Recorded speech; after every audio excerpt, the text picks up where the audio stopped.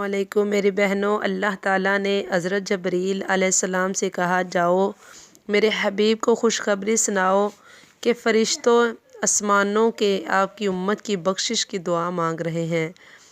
हजूर ने आवाज़ सुनी तो खुदा का शुक्र अदा फरमाया।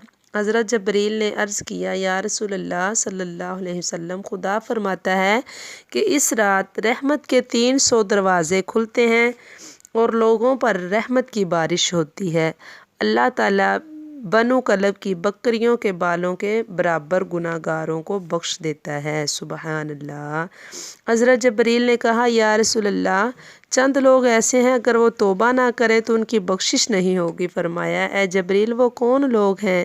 अर्ज़ किया, या रसूल अल्लाह सल्लल्लाहु अलैहि वसल्लम, वो चुगलखोर हैं। अस्तगफिरुल्लाह। इस वीडियो को लाइक करें और ज़्यादा से ज़्यादा शेयर करें और सब्सक्राइब करना ना भूलें। जज़ाकिल्लाह।